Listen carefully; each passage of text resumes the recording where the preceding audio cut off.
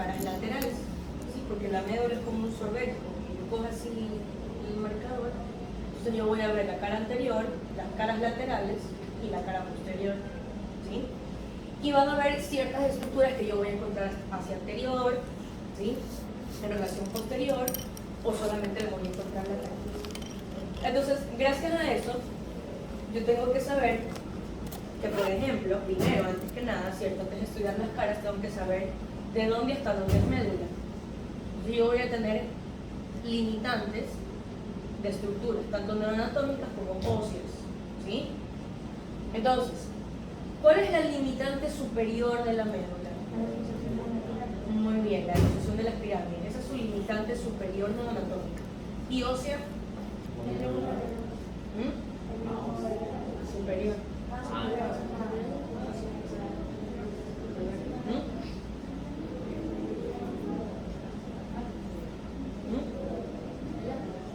¿El qué? No, un poquito más arriba, es en magma. ¿Ah? Ajá, magma. Sí. A partir de agujero magno para abajo, ya médula. ¿Ya? O sea, son sus limitantes, tanto neuroanatómicas como óseas. Abajo, ¿sí? La médula se va a disponer hasta abajo, va a terminar como un lapicito en un cono. Toda la vía madre, que es la meninge que está recubriendo la médula, se va a hacer como un muñoncito aquí, se acumula y se prolonga hasta abajo para insertarse en el coxis. Eso que está aquí, sí, que les estoy dibujando ahorita, es lo que se conoce como filum. Ese es el filum terminale o terminal. ¿Ah? Entonces hasta ahí, entonces la médula llega neuroanatómicamente hablando hasta el cono.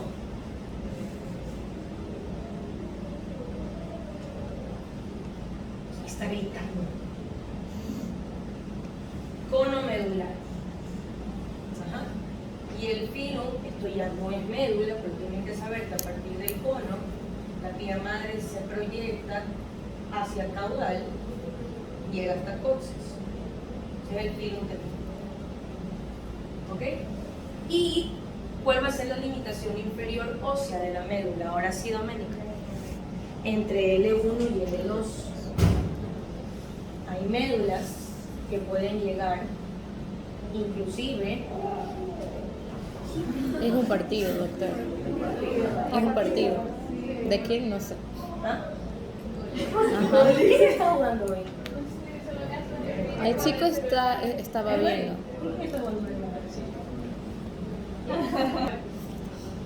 Entonces ahí sí entre L1 y L2. Generalmente va a llegar entre el cuerpo vertebral del L1 y L2. Pero a veces se puede, puede alargarse un poquito más hasta el borde superior del cuerpo del L2. ¿Sí? Pero generalmente va a estar entre el cuerpo del L1 y el L2. O sea, en ese espacio intervertebral. Hasta que va a llegar. O sea, esas son sus limitantes. Ahora, como les decía, ¿no? La médula es como un cilindro y va a tener cara. Entonces vamos a ir revisando qué es lo que yo espero encontrar en la cara anterior, ¿no? Antes de eso, todo ese cilindro está cubierto por los meninges, ¿no? Entonces, si yo diseco, por ejemplo, aquí la ladora madre y abro, ¿correcto? Va a tener esta disposición básicamente, ¿no? Voy a tener aquí lo que ven ustedes en turquesa, ajá, que sería la vía madre, ¿ok? Que está pegadita al tejido nervioso, ¿sí? Luego tengo todo este espacio, ¿ok? Que va a estar contenido con líquido cefalorraquídeo, que sería el espacio subaracnoideo, ¿ok? Por lo tanto, voy a encontrar acá, en negrito, ¿sí ven? A la aracnoides. Y por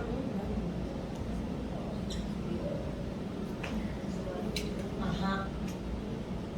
Y por afuera del aracnoides, a esta que está aquí, que sería la ladora madre. Ya hablamos de que la ladora madre no está inserta, ¿ya? Hueso y que. Okay. Vía madre sigue todo el tejido, ¿ok? Aracnoides también, pero no íntimamente. Y la dura madre se extiende no solo hasta el final de la médula, sino que como tiene que formar la cisterna lumbar, que ya habíamos hablado de ella, ¿ok? Esa cisterna lumbar va a contener el líquido cefalorraquídeo, el filum, y también va a contener ahí un conjunto de raíces nerviosas, ¿sí? que son las raíces nerviosas que se acumulan aquí hasta el final. ¿Ah? Que es lo que está aquí en rojo, que sería la caudequina. ¿Por qué existe la caudequina? ¿Cómo? Ya, pero ¿por qué? ¿Por qué se hace así como una cola de caballo? Que se llama caudequina o cola de caballo, porque parece una colita de caballo, todo ese acúmulo de fibras. ¿Pero por qué?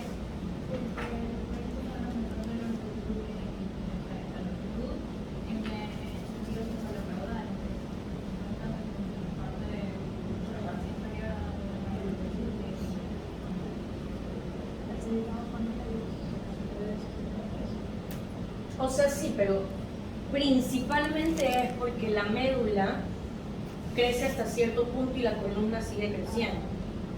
Entonces, los nervios van a buscar salir por el agujerito vertebral que puedan. ¿Sí?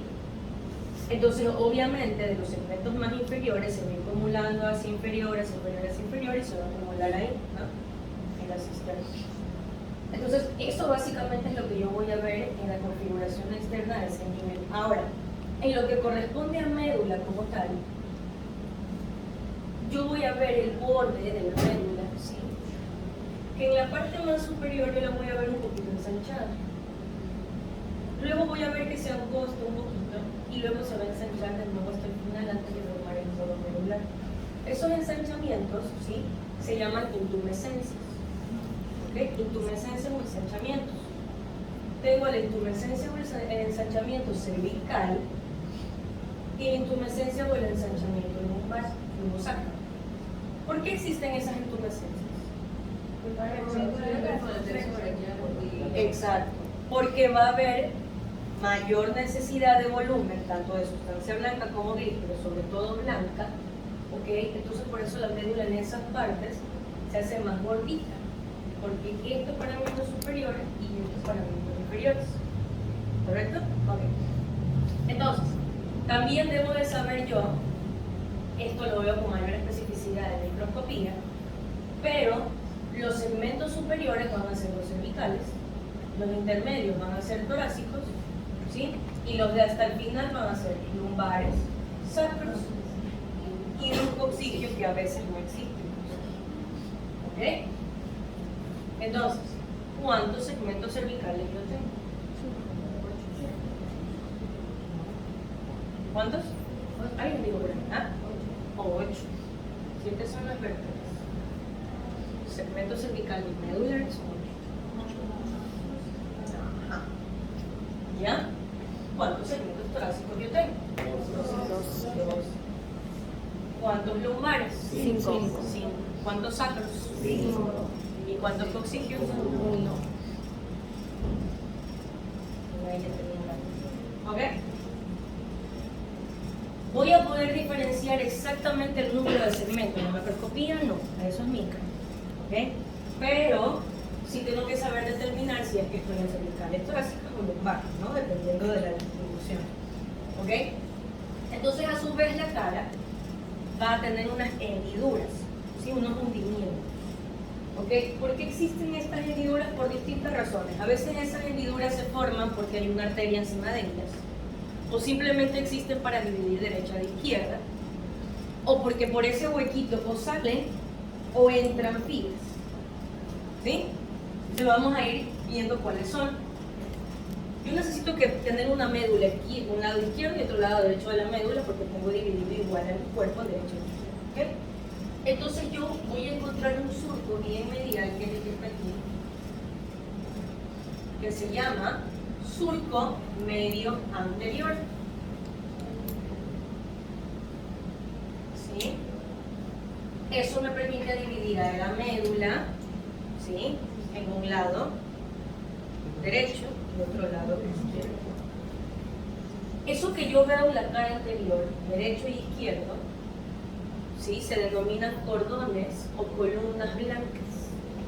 Funículos también le dicen por ahí, no sé, cualquier nombre. Un día voy a decir, se llaman pilares, y luego también le van a decir cordón, columna, funículo, como le quieran decir, blancos, anteriores. Entonces, surco medio anterior, cordón blanco anterior izquierdo, cordón blanco anterior derecho. ¿Sí? Ahora, hacia más afuera, antes de que ya se haga la porción lateral, sigo en cara anterior. Yo tengo unas raíces ventrales, ¿verdad? Que son las raíces motores que van saliendo de la médula, que están ahí dibujaditas como aquí. ¿Sí? Esas raíces ventrales salen también por una hendidura. ¿Sí? Esa hendidura es un surco. Ese surco se conoce como surco anterolateral o surco lateral anterior, que es lo mismo. Y voy a tener un surco anterolateral derecho, un surco anterolateral izquierdo, para que puedan salir las fibras. ¿Sí? Ok. Ahora, es importante también saber que en ese surco medio anterior, además de dividir, ¿sí? También permite que sobre él haya una estructura vascular. ¿Cómo se llama? Arteria espinal anterior. ¿Qué parte irriga de la médula? La parte anterior. ¿Sí o no? Sí, ¿verdad? ¿Pero cuáles porciones anteriores?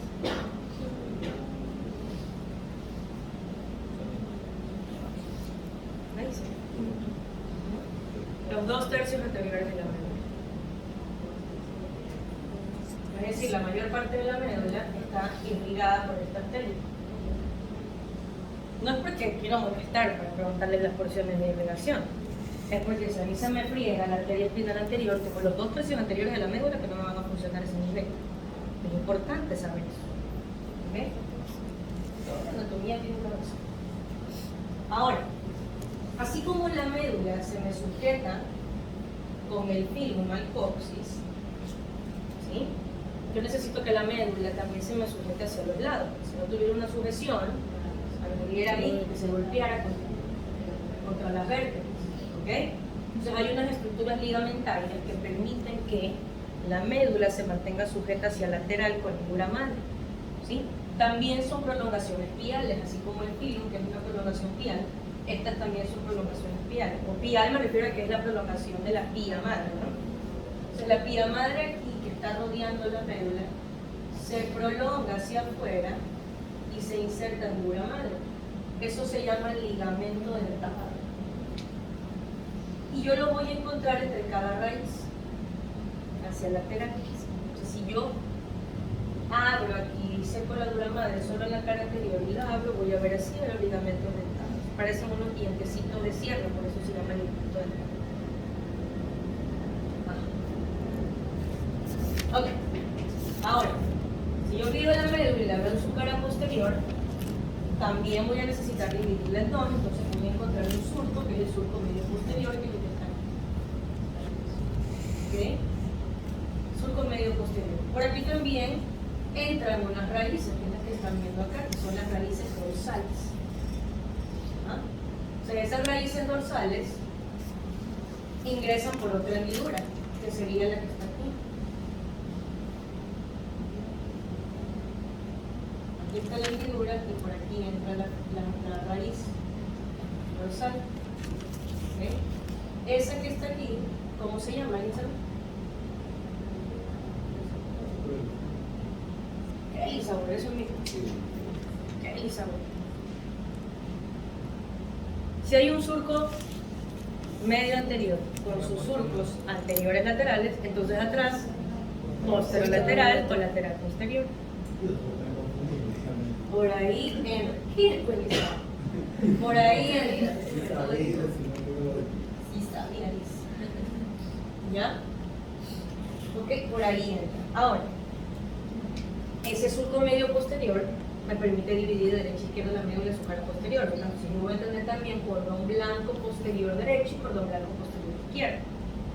¿Sí? O columna, o fornículo, como quieran decir. Entonces, los surcos posterolaterales y el surco medio posterior van a estar a lo largo de toda la médula. Pero aquí en la cara posterior yo voy a tener otro surco más. ¿Sí? ¿Alguien sabe cómo se llama ese surco? No me diga Lisa.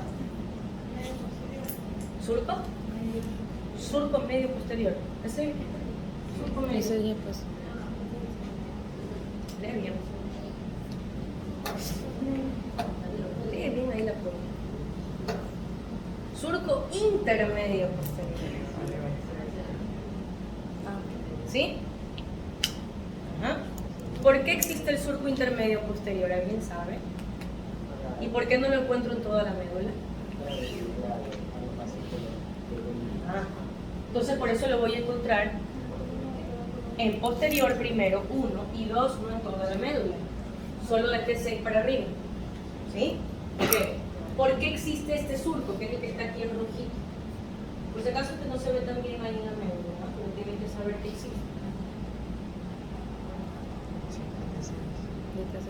Porque ese surco, no sean como yo, lo borro con los dedos. ¿Ya? Ese surco intermedio posterior permite que yo a cada cordón posterior lo divida en dos. ¿Sí? ¿Por qué? Porque yo tengo que tener aquí unas fibras que vienen desde acá abajo, que es de los miembros inferiores. ¿Ah? Eso se llama fascículo de, a ver Gerardo. ¿Ah? Gol. Gol. Miembros inferiores. Y Burdach, miembros superiores. Siempre Gol va a estar medial, porque viene desde abajo de pierna. Y Burdach siempre va a estar más afuera, porque es de miembros superiores. Entonces, acá arriba se va metiendo. ¿Sí? Ok. Todo lo que no es cara anterior, cara posterior es lo que me queda acá afuera, que son las caras laterales. Entonces, en las caras laterales lo único que yo voy a ver son los cordones blancos laterales y obviamente va a ser el espacio que va a haber entre cada raíz, ¿no?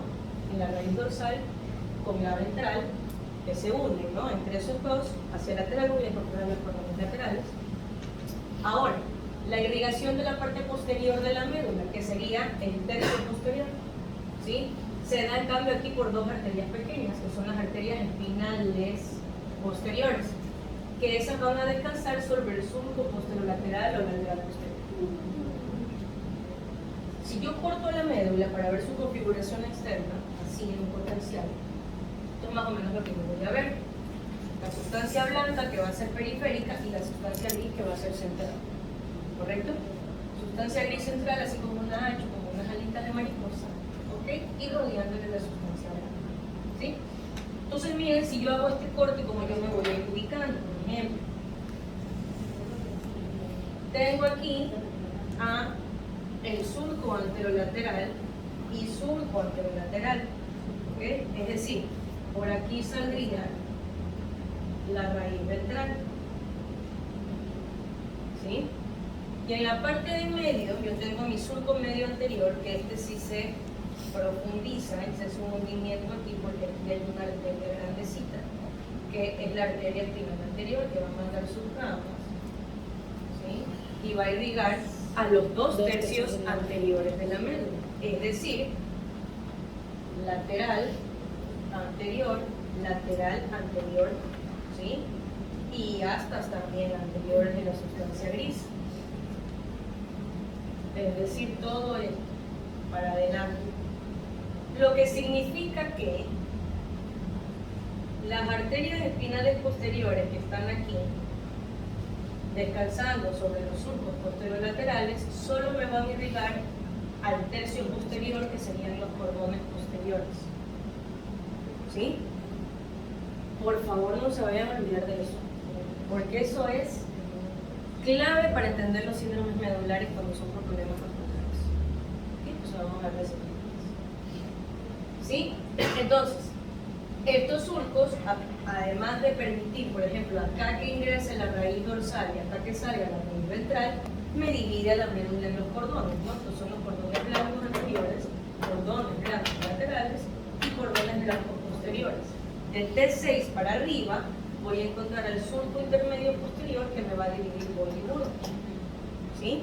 De T7 para abajo yo ya no encuentro el surco intermedio posterior y yo veo a todo el cordón blanco posterior solito de cada lado que correspondería a solamente bol. ¿Sí? Ok. Y en la sustancia gris medular central yo también la puedo dividir. ¿Sí? Yo voy a encontrar en la parte central a esto que está aquí. ¿A qué vendría a ser eso? Canal central, ¿no? Conducto del epéndimo, o solamente epéndimo, conducto transdermal, como más le gusta. Eso está lleno de líquido cefalorraquídeo, pero me divide la sustancia gris en anterior y posterior. Es decir, acá voy a encontrar las astas anteriores que principalmente tienen somas neuronales por función motora. En los segmentos torácicos y hasta los primeros lumbares también, yo voy a encontrar las astas intermedio-laterales de la sustancia gris, que son las que están dibujadas aquí, que van a tener somas neuronales con función autonómica. ¿Sí? ¿Qué función autonómica tiene? ¿Simpático o parasimpática?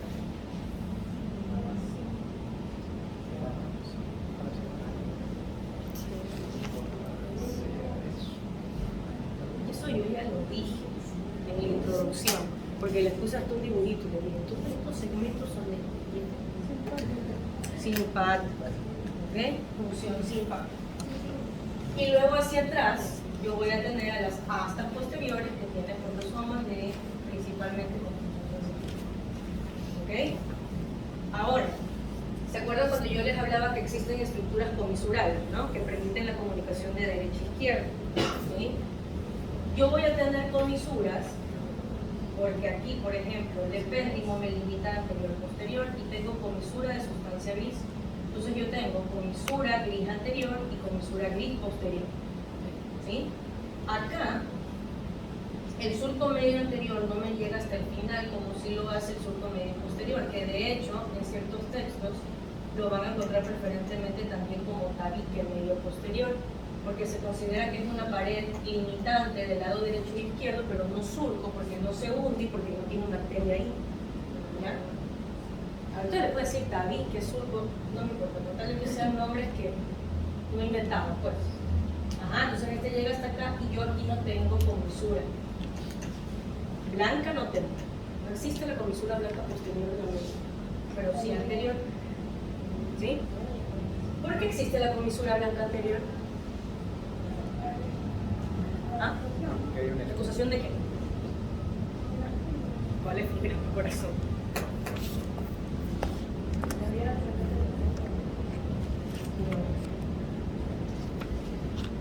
Ascendente de cuál? Eso también lo vimos. Quiero mirar. Voy repasando. Ayer tomé una lección ahorita si quiero. De toda la introducción. Ustedes no están viniendo a repasar, se les va a acumular y ahí les va a ir. Ok. Comisura blanca anterior existe porque aquí principalmente se decruzan fibras, sí, del sistema espinotalámico, y eso ya lo vimos. Ingresa a la raíz dorsal, aquí está la primera neurona sensitiva, del ganglio de la raíz dorsal entra, ¿sí? Y pasa por la línea media, por la comisura blanca anterior, y se deposita acá al otro lado como sistema espinotalámico anterolateral, porque hay tracto espinotalámico lateral y tracto espinotalámico anterior. ¿Ya? ¿Sí quedó claro eso?